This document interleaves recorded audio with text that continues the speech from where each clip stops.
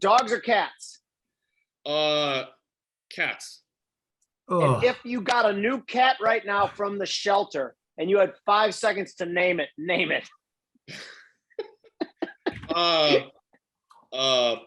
Buster. Buster's not a bad name. I think right off the cuff, Buster's not bad at all. I think you passed pretty good.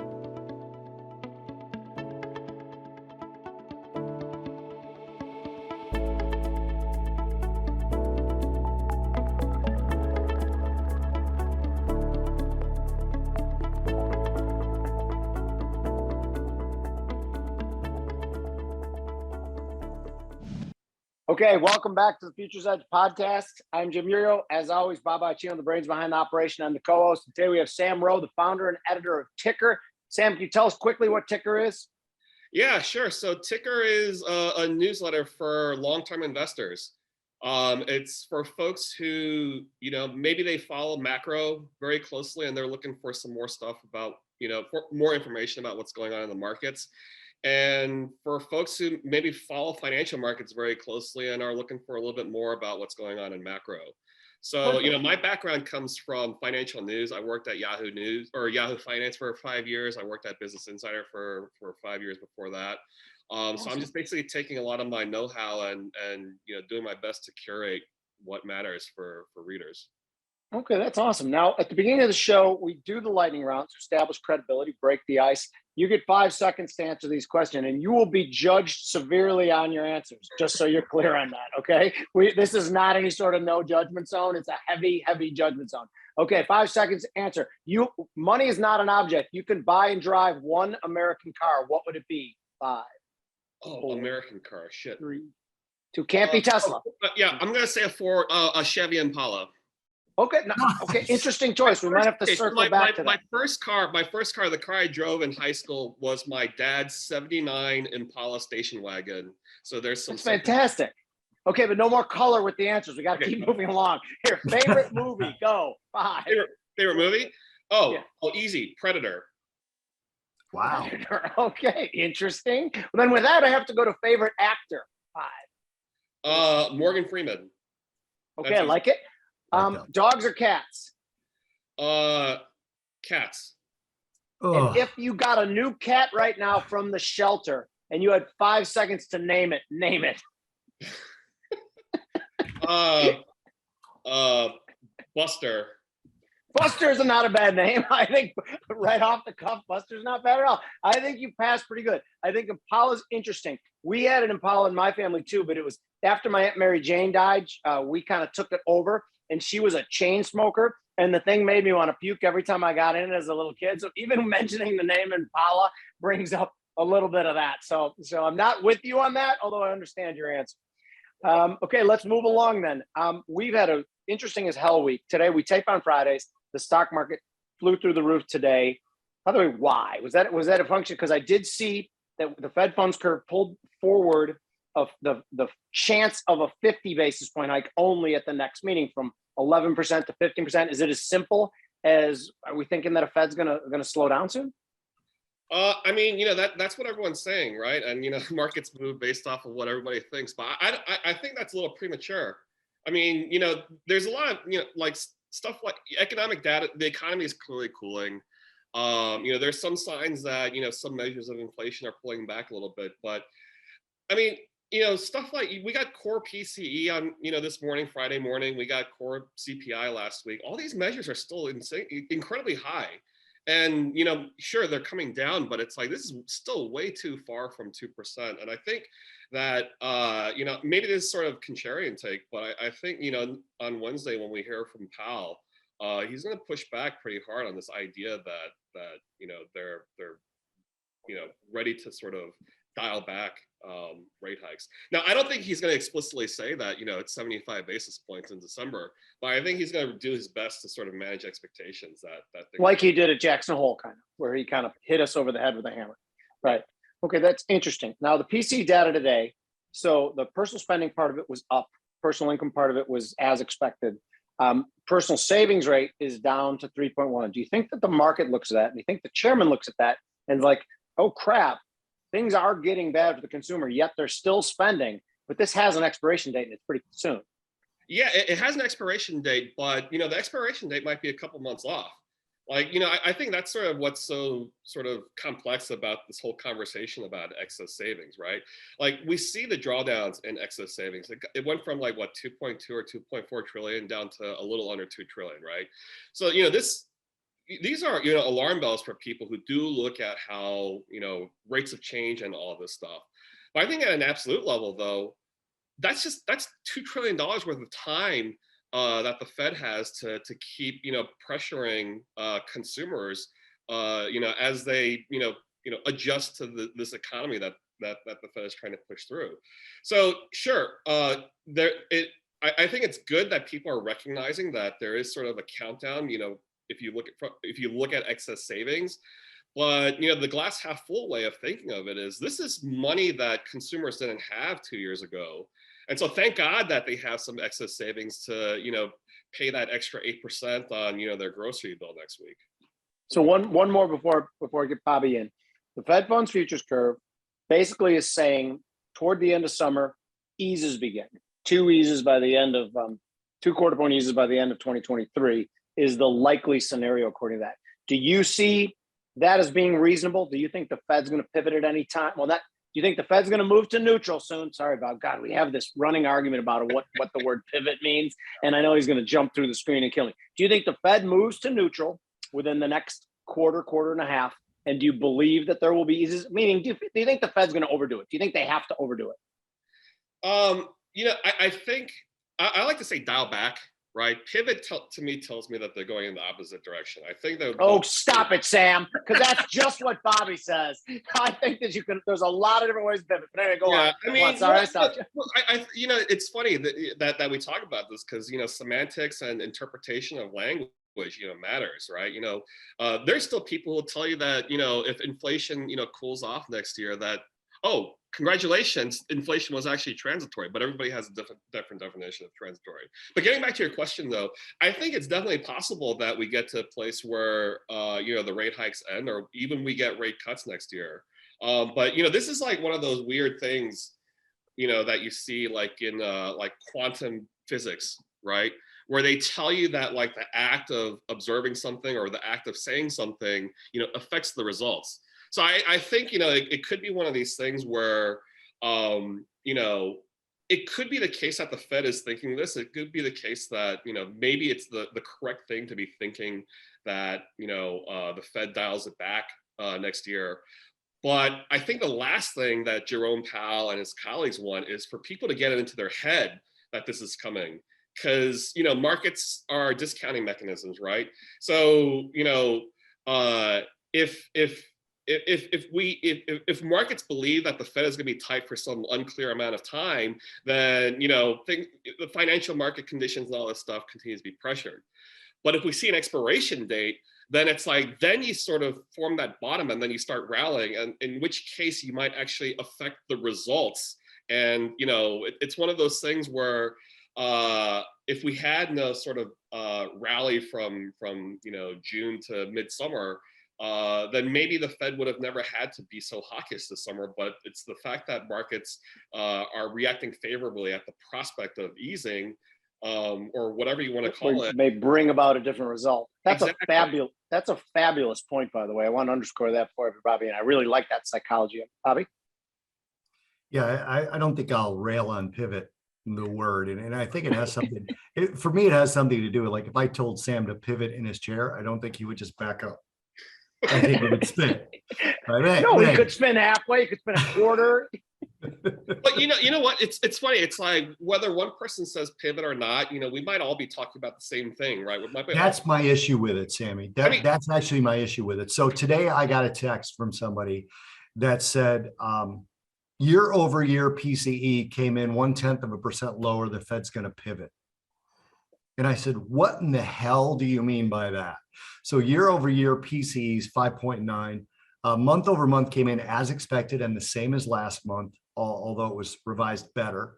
Core PCE came in a little bit hotter net, and the spending was up, right? And if anyone saw any reason for the Fed to pivot And this is where I think the confusion on the word comes in, because if somebody says to me, well, the Fed's going to pivot, I think they're going to monetary easing. To Jim, he thinks that they're either going to pause or even step down. I like the phrase step down, because if the Fed goes previously, not even 2 weeks ago, we had a 98% chance of 75 basis points in November, and we had about a 65% chance of 75 basis points in December, which I did not believe. I thought they would go 75, 50, because that gets them to 5, right? Or to 4.5, which is what I thought it would be. So from that perspective, when the words are screwed up to me, you got people who are acting on something completely different. Somebody goes, yeah, you said they were going to pivot, you were wrong. And Jimmy might be like, no, I'm right. They stopped raising rates. And that's why I think these things matter a little bit. But the same token, I don't care about the definition of a recession, because I don't think a recession matters right now. I was going to say the same. I was going to bring that up actually, right? Yeah, the please definition do. of a recession, right? Is it 2 consecutive quarters of negative GDP, or is it whatever the NBER cooks up and how they define it? The thing is, it's like we're all operating based off of the same data, right? The way GDP is composed is based off of the same data that the NBER uses to define recessions. So the only thing that we're really arguing about, with regard to whether or not the economy went into recession or not, is all semantics. We're all talking about the same data. We're all looking at the same data. So yeah, to your point, about the pivot, it's like, yeah, I think that's a huge issue. How communication is interpreted by different people. I mean, you guys are in Chicago, right? And Bobby's in Florida, but he's from Chicago. Yeah. Okay, you got New York, you got Chicago, you got Florida. What do you call it? Do you call it soda? Do you call it pop? Do you call it Coke? Do you call it crayfish? Do you call it crawdads? Do you call it crawfish? It's like, we're going to get into arguments about all this stuff, but we're all talking about the same thing. But, one person's, crayfish stew is different from another person's, crawfish souffle, right? Isn't that all just etouffee anyway? I don't even know where that comes from. So Jimmy will get on me because I tend to make statements instead of asking a question. So let me actually get to, Oh, you have the ability to ask a question? Let's hear it. I don't think I do. So Carl Quintanilla today, and Jimmy and I both know Carl. He couldn't be a nicer guy. I mean, he's one of the sweetest guys out there. Tweeted, people are still drawing down their excess pandemic savings by about 90 billion in September, but they still have some 1.3 trillion left. The reason I highlighted your response to this tweet for me and Jim is because I know Jim has very strong opinions on this, and so do I, but I'll leave it to you two guys. You quote tweeted, pandemic era stimulus bolstering spending today. Imagine if there weren't any excess savings. Were you saying we wouldn't have inflation? Were you saying people would be in a lot more pain, or a little of both? It's a little bit of both. If anything, I'm saying both, right? Now, just to be clear, like, I'm not trying to, say one thing was right or wrong. I'm just working off of the data and the information, what the theory seems to suggest. Right. So, so the inflation that we have, it's this disconnect between supply and demand, yada, yada, whatever. Now, there's 2 ways to sort of correct this whole dynamic and get inflation under control, right? Either demand comes down or supply goes up, or it lines up somewhere. The fact that consumers have this excess savings gives them a whole lot of spending power, and they're going to go out, they're going to shop, they're going to complain. Everyone recognizes inflation is happening, but they see those prices, and while I could have spent $40 on this bottle of bourbon 2 years ago, I'm going to go into the store now, I'm going to see it for $100. I'm going to be pissed about it, but the fact that I have a little bit more money, it means I still get to bring this home. Right. So, this is the thing about consumers, right? Like, and listen, this is actually sort of passing judgment on how people behave. If people have money, if you give people cash, if you give people credit, you do whatever, they're going to spend it. They're going to spend it, unless they have, some immediate need to save or whatever, they're going to spend that money. So a lot of people from 2020 to a lot of 2021 were at home, they just weren't able to spend, so they accumulated a lot of savings. Their employers got, paycheck protection, so they were able to continue collecting, checks, whatever. A lot of people got emergency unemployment benefits. They got, that's a lot of money. Stimulus checks, that's a lot of money. So everyone has all this extra cash, and this is at all income levels too. So again, whether or not it was the right policy decision or not, I don't think it's really the question. The thing is that we have this now, right? So if we're talking about, how we think about inflation and how we think about what's causing that, I think this is an important conversation to have when it comes to excess savings. I got a question. You want your answer first, Sam, and then you want as well, Bobby, because you mentioned consumer having money and spending money. I've long posited that the situation we've been through over the last 2.5 has changed the psychology of the consumer so severely, and there's a large portion who's willing to just live for today, doesn't give a crap about savings, knowing that the rug can be pulled out for them again. So they are going to spend money, even if it eventually puts them in the poorhouse. Do you think there's an element of that, Sam? I think there's absolutely an element of that. I mean, just look at how much money people are spending taking their families to fucking Disney World. Yep. Right. They don't think twice about it. Yeah. Right. Yeah. It's crazy. And it's like, it's not just Disney World, hiking prices for families and all their kids, but flying down there is a nightmare. Like if there's one thing where prices have held up and has been driving inflation, it's airfares, and people are spending all that money to fly down there. Hotels are still insanely expensive. Yeah, all the prices are still coming down on a month-over-month basis. But, Bobby, as you were saying before, it's like all this stuff is still insanely expensive from a year ago. But at the same time, you got to take your kids to Disney World. Like you can't put that off for 6 years for prices to come down, right?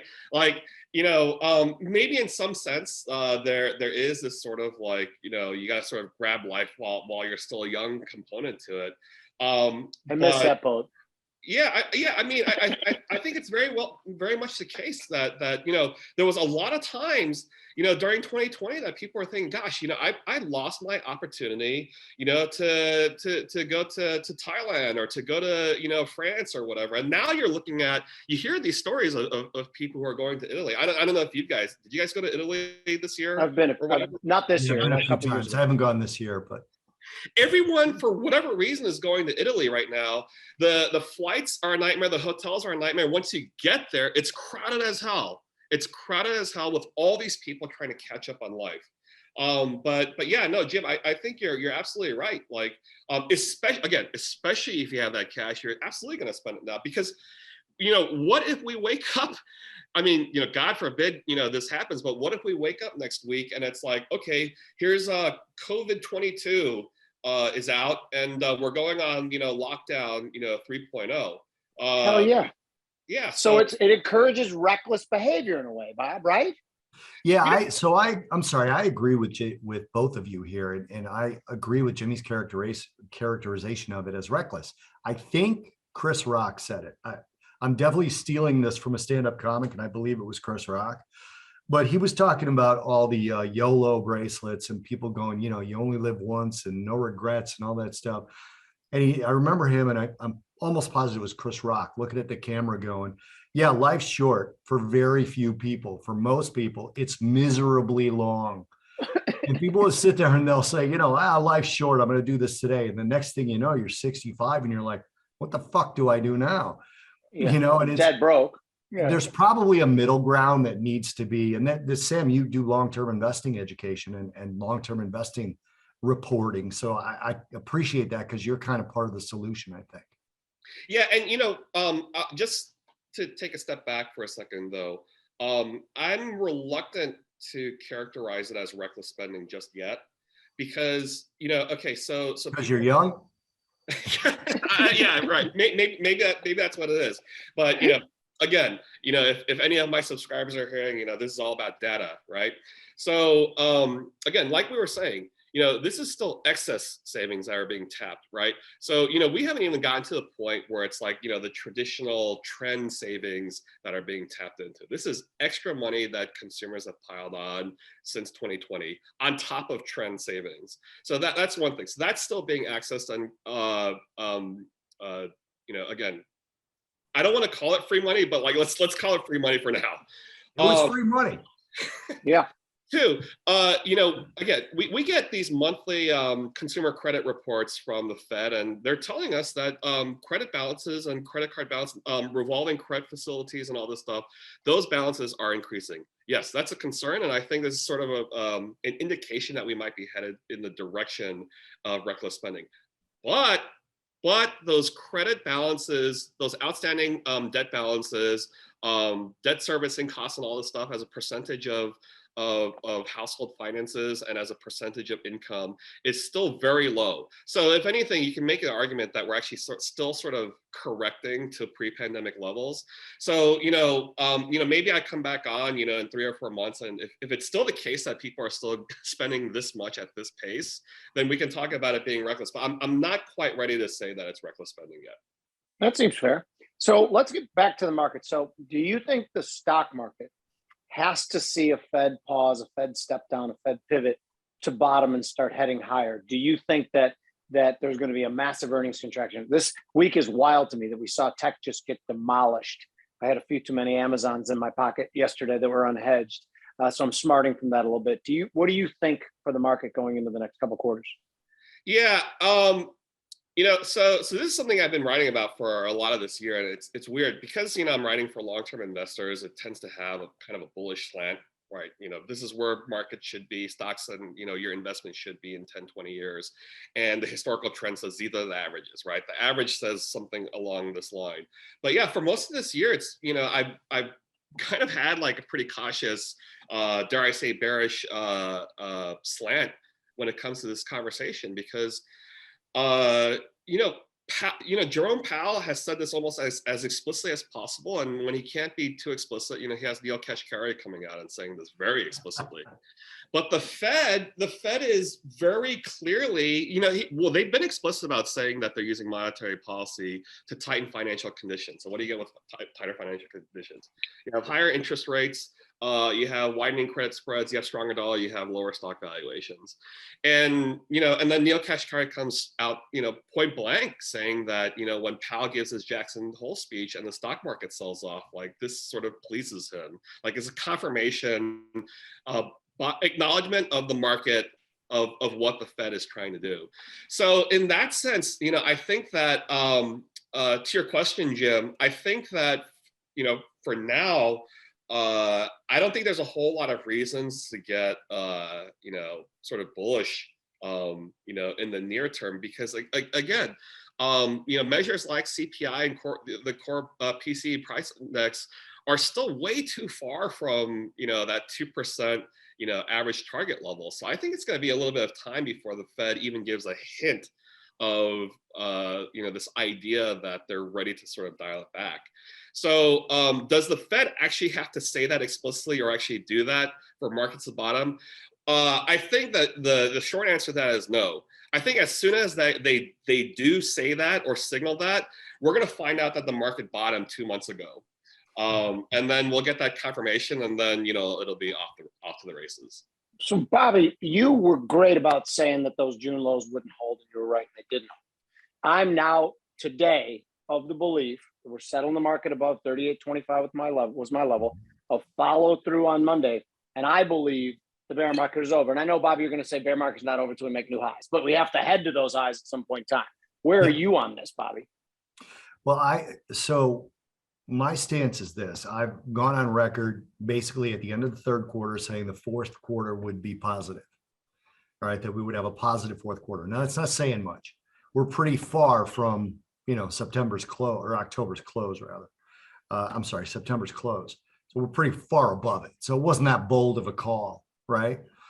But to Sam's point about data, one of the things we've seen historically, and it's different now because we've never seen the Fed tighten into the teeth of a potential coming recession, into the teeth of a slowdown. But in the past, the yield curve inversion has actually gone right side up or gone to its normal shape prior to the equity market bottoming. And then after it gets uninverted, equities have one last sell-off, and that's when they bottom. I don't see any reason not to think that's the case, especially when I kind of play it out. Jimmy, you'll appreciate this because I think some of the data, especially those PMI figures from S&P, granted small, medium-sized companies, but that data was brutal. across the globe. So I could actually see, I don't think they'll do it at this meeting, but I could actually see the ridiculous amount of Fed speak, which we're bound to get again after this particular meeting, coming out and saying there might be a time we could pause. We might be discussing when to pause, blah, blah, blah. Well, Mary Daly already said it, right? And seeing equities rally off of that. But then you are likely to see the long end yield rally as well, because we're still at 5% inflation, right? Depending on what you look at, 5 or 7, if you're going to look at the CPI, or 8. So you're going to have to start pricing in the bond market, which is not a bond market. It's a market of bonds. And we'll talk to that as well. Oh, I want that question because I don't know what that means exactly. But yeah, that was another tweet. That was another tweet by Sam that I like. But from that perspective, if they start to pause, okay, and we get the same situation like Australia. Australia, their central bank paused, and now they're dealing with a second upturn in inflation. You can theoretically have the yield curve right itself, right? Because people want higher yields on the 10-year and out sector. And the Fed's either going to have to engage in yield curve control or let it happen. And I think that's probably the next leg down. Can I read you guys something real quick? Yeah, sure. Just something that Jonathan Farrow from Bloomberg, who has kind of become a friend, tweeted out this morning. And I saved it for this podcast because I thought it was really interesting. 243 rate hikes thus far in 2022. That's one rate hike every trading day. Bond market now pivoting from inflation to recession. Q4 equals a bear hug, right? Which I love that phrase for what's going on right now. The rally, he's calling it a bear hug. Oh, okay, yeah. Risk asset rally, but we say recession shock equals new high-end credit spreads and new lows in the first quarter. My base case has been higher fourth quarter, lower first or second quarter. I'm just not willing to say which one. By the way, that he was requoting a Bank of America statement. That wasn't from Jonathan Farrow. That was from Bank of America. So I suspect the lows are in for the year, Jimmy. I don't suspect they're in for the move. You think that's reasonable, Sam?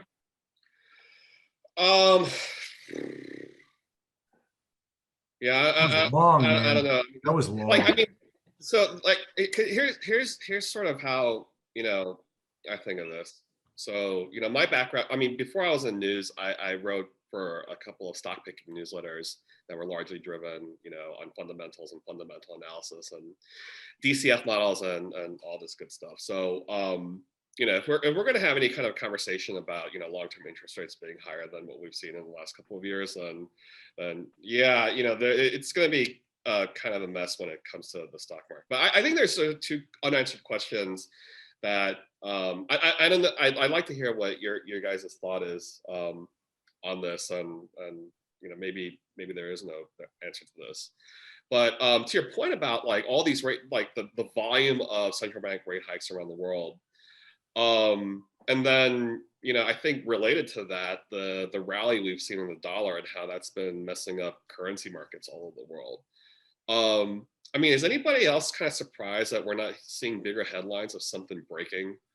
I thought we were going to see it in the UK just 2 weeks ago. I thought that was the beginning of the whole thing. And now all of a sudden the pound's rallied like 13%. And I'm going to have a bullish pound trade coming up. So yeah, I thought it was all happening and then it didn't. I'm amazed as hell. Yeah, I mean, something systemic should be happening because when currencies move like this, that means everything's getting expensive for everybody. Amen. Right? Yeah. It's like this is not just about supply and demands and logistics systems of certain goods. This is everything that's getting imported by a lot of customers of a lot of U.S. businesses, especially with the stock market, right? Like I think the S&P gets generates about 30 to 40% of revenues overseas. So that's incredibly big headwind for S&P 500 companies. I think exports are a much smaller percentage of GDP. It might be closer to 5 or 10%. But from a stock market perspective, this is very concerning. But again, we're like halfway through earnings season, and we haven't heard too much in terms of those blow-ups. So maybe that's fine. But yeah, when you see moves in currencies and interest rates where God knows how many standard deviations it's away from averages, but it's more than one. Hell yeah. you start seeing hedge funds blow up, you start seeing, you know, the poorly positioned banks blow up, and then you start seeing interest rates and credit costs increase, and that's bad for everybody. So, you know, why haven't we heard any of this stuff yet? Could that be Bobby? This is to you. Could that be an underlying? Like, are we stronger than we think? The fact that we haven't seen anything completely implode right now. Am I just too pessimistic? No, I think we're stronger than I think, or I thought. For sure, because I'm in the same boat as Sam. I thought we would have seen it already. So from that perspective, I mean, our global stress tests working a little bit better. Obviously, they don't apply to hedge funds, but they apply to the custodians of a lot of the hedge fund money and a lot of the lending the banks do to the hedge funds and the second party lenders do to hedge funds. But from that perspective, I think, you know, in some of the earnings we saw, the currency adjustment's been about 8%. Like, we're taught that 3% is about right. 4% is a big number. And the currency adjustments they're taking from the strong dollar, it's been like 8%. That's big. Yeah, you know, And the one thing I maintain, and Sam, I'd like both of your comments on this actually, is that this is the bulk of the Fed rate hikes is not in the earnings we're seeing right now. Yeah. It's coming next quarter. Right. I mean, when those things start to actually trickle through, and whether that has an effect or not, we'll see that next quarter. And that could bring about the mother of all rallies if they actually have hedged and adjusted to it correctly. But I don't know how that happens. What do you guys think about that? Yeah, I mean, you know, here's the thing about currency movements, right? And this is just sort of the beauty of you know, having GAAP accounting, GAAP reporting versus, you know, non-GAAP, which is everything else. You know, companies, you know, the CFOs, the investor relations departments, the analyst community, right? You know, they can all come out and tell you that, like, yeah, sure, you know, earnings took a you know, 5 cent per share hit based off of currency transactions. But if you adjust for that, the underlying business, you know, that you're invested in the long run is very healthy. You know, you have really great underlying demand. Even though, you know, their costs are blowing out and their revenues are getting smoked by all this stuff, the underlying, you know, demand is still very strong. So don't worry about, you know, how we lost, you know, $20 billion on FX translations. Focus on the fact that, you know, organic is good.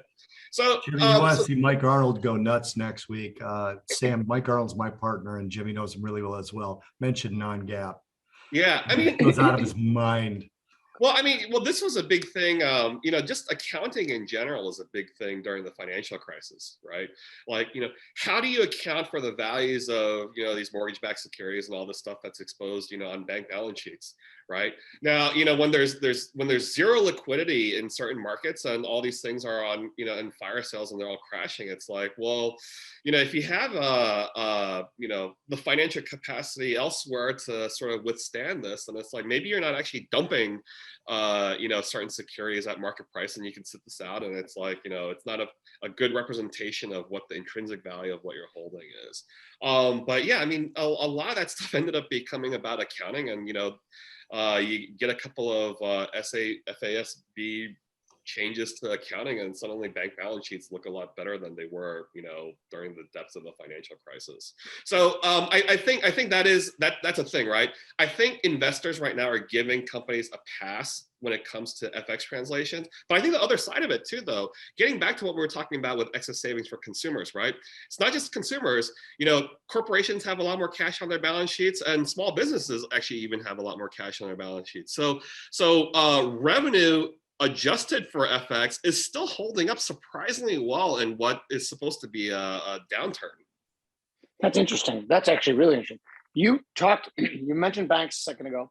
We talked about discounted cash flow models and tech before. Well, I guess that implicitly we talked about tech. So if tech was our leadership, and now rates are high, and based on those GCF models, that, you know, the tech's going to have a difficult time. Where's the leadership going to come from on the next rally? Does it have to be FANG names and big tech, or can it be something else? You know, I have no idea. I have no idea. I think it could be the case that everything increases at the same rate. I mean, because like, you know, I think one of the reasons why you can't roll out, you know, a good tech comeback is because tech has been getting smoked for the last, you know, year and a half. Smoked. Absolutely. the valuations have come in so far that it's like, gosh, it's way too late, in my opinion, to be very confident that tech, to say that tech isn't going to continue to underperform. I mean, just this week, like the moves in Meta and Amazon, what's it, Microsoft, like all these companies are getting smoked. These are trillion-dollar companies getting where's that hedge fund blow up, right? It's like, someone's going to get killed on this stuff. But getting back to like broader market trends, I don't know. I mean, a lot the way a lot of these mega cap tech companies are moving this week, to me, almost screams of, I don't like to say capitulation, but God, like, losing, 80% of your value or whatever it is that some of these stocks have lost, and then losing another 20%. I mean, God, you got to be closer to the bottom than the top. It's funny. I will say this, at the bar that I own, France Palatine, every day at like 4:30, the contractors all come in and, have their afternoon drink, and they become buddies of mine. Yesterday, I'm talking to Mark, the electrician, and he was like, Amazon and Google, I've been waiting to buy these companies on a pullback, but I don't know. It seems like they're going to hell now. I'm like, everybody does this when they're waiting for a pullback in a stock to buy it. Then they chicken out at the end.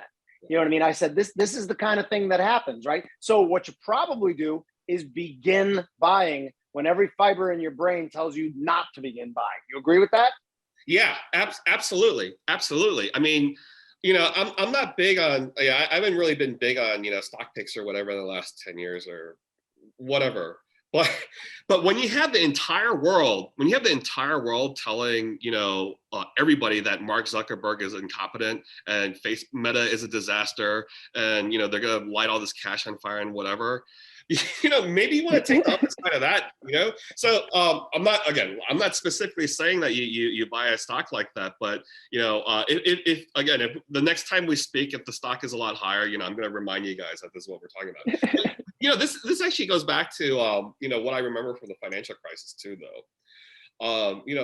A lot of people forget this, or maybe they just weren't around, or they weren't paying attention to this. But there was a point, and I think you guys will probably remember this. There was a point early 2009, maybe it was after late 2008, after you have all the bank bailouts and TARP and all this stuff going out, and then the market's just continuing to tank. January, February, March 2009, and it just keeps getting worse. And then you have the 666 low in the S&P 500.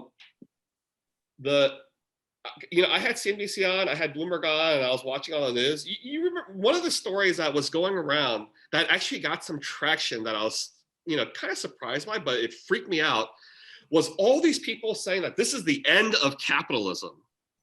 The end of capitalism.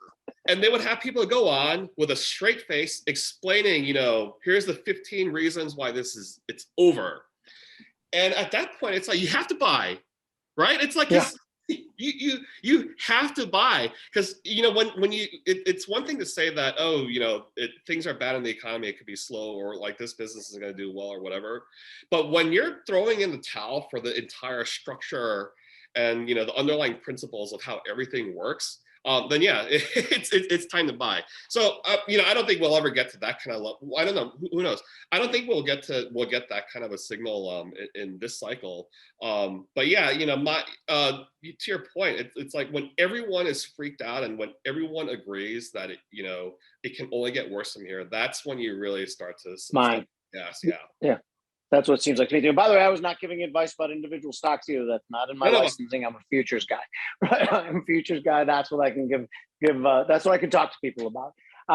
So Sam, we at this point of the show, we then go on and we talk about trades that we're either doing or considering doing in some of the CME micro products. You can stay on or not. It usually takes about another 10 minutes. Tell us. We love when people stay on and tell us how stupid we are and how much they disagree with us. That's our favorite thing. Or you can just go and head to the bar. By the way, what do you do on a Friday evening at once you press the button to go? Are you done for the day? You don't have any more work to do you?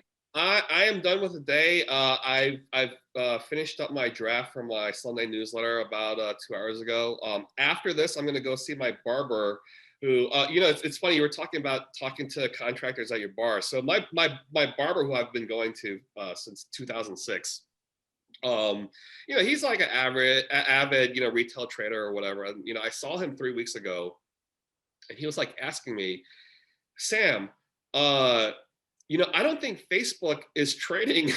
He goes, I don't think Facebook trades, you know, on the stock market anymore because I'm opening my app and I don't see any prices here.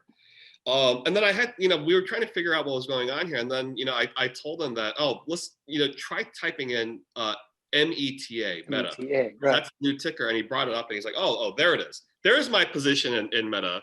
So I had that to look forward to. I get to go talk stocks with the barber. He lost his shirt. Yeah, he lost his shirt this week. Hey guys, I got something that might change your mind about whether the bottom's in or not. Go. YouTube's richest influencer, Mr. Beast, is seeking a $1.5 billion valuation for his influencer business. Okay. So the bottom's not in. You know, Mr. I don't know. I think this Mr. Beast guy is actually someone who we're going to be hearing about for the next 10 years. I mean, why? Who is he? So, okay, I don't know a whole lot. I don't know too much about him, but basically he's like he's the biggest single independent star on YouTube. He's estimated to make 54 million a year as an influencer. Holy cow. And one of the things that's sort of like cool about him is he's like actually one of these sort of like positive energy, feel good guys. Like he's not one of these assholes who's just sort of like, you know, us. Right. He's not like us. He's not like us, but he's got like you know, some universal qualities that he's big into. So one of the things I'll check him out right away. Yeah. But yeah, so maybe it's not the top. But yeah, I'll stick around. Okay. So I'm going to go first, Bobby. This is the portion where we trade. It's different than the lightning round because we don't answer stupid questions. Okay. So this actually, my first trade is going to be in the November micro 2-year. And this is more technical than anything. And Sam, a lot of times what we talked about to our viewers is that we love fundamentals. We talk fundamentals all the time. Most of our trades are driven by technical analysis because, you know, we started out as short-term traders, and even my long-term stuff is more technical analysis too. But I still use fundamentals strongly to bolster my point of view. But I'm not sure what I have fundamentally here, and hopefully you guys can help. So I like selling the 2-year yield contract trades in yields. It's not like regular bonds. It's just trades in yield price. So selling it is like buying a 2-year bond. Selling it at 438, the 2-year yield, for a trade down to 405.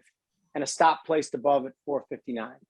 Just the technical theory on this whole thing is that we had come fast, and now all of a sudden we turned around a little bit. To me, it seems like the move lower isn't quite over yet. And again, you guys know that I think the Fed's probably a little closer to moving to neutral than you guys do. This trade, if you hit your target, makes $330 per one micro. If you lose it, lose $210 for the micro. Bobby, first, what do you think? Rates lower. I like it. I have the 2-year going back to 4% before it kind of builds to go higher again. And I think the volatility we've seen in the 2-year is going to be the first thing, not the first thing, but one of the early things that kind of dissipates as we get more clarity from the Fed. And the volatility has been unbelievable. I mean, on October 12th, we had a 428 yield on the 2-year. On the 20th, we had 462. Jesus. And then we were yesterday at 430 again. I mean, Sam, I know that this isn't sort of your area, but these kinds of yield moves, it's not just the last 10 years. These were not the kind of moves we saw. I started in 92. In our whole career, worked in the bond pits, not in the 2-year, but in the bond pits in the 5 years for a long time. And these kinds of moves were not typical. So I suspect the bond volatility is going to come off a little bit. And I think that's about where it goes to, is about 4% in the 2-year. So I like it. Sam, you like a pullback in rates on the short term? I don't have much to add to all that. The only thing I will say, as someone who comes from, you know, fundamentals background and watching a whole lot of stock picks go in the opposite direction of what the conclusions of the DCF were. One thing that I know is 100% true, and I think you guys will agree with this, in markets and even in fundamentals, is momentum is real. Momentum is a thing. And so if the conclusions of my DCF model are going in the opposite direction of momentum, then I am ready to be wrong, at least in the short term. I like that. I like that answer a lot. Bobby, what do you got? So I am on record as saying that I think crude oil is going to hit 105. I'm sorry, 65 before it hits 105. And oddly enough, the short-term trade I want to do is I'm going to buy December crude oil. By the Now, way, Sam, for some background on this, Bobby has absolutely crushed the crude moves over the last 3 months. But anyway, go on. That's the only compliment I'll ever give him. It's, it's actually like outside of the trading world. I actually worked at a physical crude shop for a while doing hedging for them, as well as some geopolitical strategy. So I was still trading and looking at crude oil charts, but I learned quite a bit about the fundamentals of crude oil and a lot about OPEC. We have a friend of a friend who does security for some Saudi princes, and I've gotten some interesting commentary there here. It doesn't talk to me much anymore, but so I want to buy on a pullback to about 85.70. This gives me a very tight stop. We'll use the micro contract, and my stop's going to be about $80.70. And the risk is going to be about $500 per micro contract with a potential profit of about 1,075. This doesn't go against my overall larger, longer term macro thesis. But the target on this is 96.75. And I really think that's about 97.98 would likely be the high. This has to get fixed before anything else gets fixed. And while I don't have a whole lot of faith in diplomacy, I have a whole lot of faith in political survivorship. And this has to get fixed in one way or another. The SPR is not going to fix it. So one way or the other, I think crude oil heads back towards 65 before 105. But this particular case, I'm doing a short-term long here. Well, I love your trade because I'm more of a crude bull. I mean, we have an election in how far is the election right? Two weeks. So all these gymnastics they're doing to keep the price of crude down by selling out the SPR when longs were selling out to try to keep it low. I mean, that all probably starts to come to an end, and then the market's going to talk about refilling it. So I'm with your trade, but for different reasons. I think I'm somewhat of a bull in crude up to 100. Sam, what do you think? Again, this is another one of those things where I don't have a lot to add, except. Oh, by the way, just because we're not an expertise in a certain subject doesn't mean we can't speak like experts on it. Bobby and I have been doing it for 20 years. Jump on in. That's why I'm gonna. Okay, so my transition is that said. I will say that folks who are pretty good at understanding how crude moves, have to have a pretty good, an intimate knowledge of how not just an economy works, but international geopolitics is a huge part of this. And one thing I remember, reading like years ago, I think we all know this former Goldman Sachs economist, Jim O'Neill, who is famously, coined the acronym BRICS, right, for Brazil, Russia, India, China as this next generation of growth economies or whatever. But before he even got into any of that, he was an oil guy. I think he wrote his PhD thesis on oil, and basically his conclusion was that like you will go nuts trying to figure out where oil prices are going because again there's so many variables, including ones that aren't driven by the classical understanding of how supply and demand works. That's why we like technical analysis, because there's a lot of complexities in markets like that. No, appreciate that very much. So now my next trade is the British pound, and we talked about currency markets before. And this, in my opinion, is the same trade as my 2-year trade. Its yields going a bit lower. And everything for me all started with the 115 level in the British pound seeming to me like it was very, very good support. So that's actually where the 2-year trade came from too. So why would the pound rally? But anyway, so buying the December micro British pound contract at 1.1618. Now this was supposed to be a stop-in level, and I saw the pound rally, and as I was driving on to do the podcast, so I don't know if it got to that level yet, with the target of 1.1950 on the upside and a stop place below 1.1410. Now, Sam, a lot of times when we talk about our short-term trades, like I'll just look at something and know where the stop should be to give my direction for the trade. Just like it's a line, like, okay, this line has been respected a lot of times. Bobby, what do you think of that trade? Well, you're in if you had your order in, because we did. Okay, good. Yeah, then I'm in. I like it. I just don't like the Bank of England meeting that we have next week. We have a Bank of England rate meeting with the press conference. I agree with the direction. It's just the kind of thing where these are one of those trades where I would rather miss the trade than be wrong, because there's going to be slippage on this if the Bank of England fucks this up. And I say that without knowing what the correct thing for the Bank of England but it's already an absolute shit show over there. You know what I mean? And it's rallied 13%. Sam, that's my point, is that and you definitely left a lot of room. Like you left a lot of room. So right. Sam, your thoughts on currency rally? Yeah, I mean, dollar break. I'm sort of with Bobby in that I have a tough enough time trying to interpret what's going on at the Fed.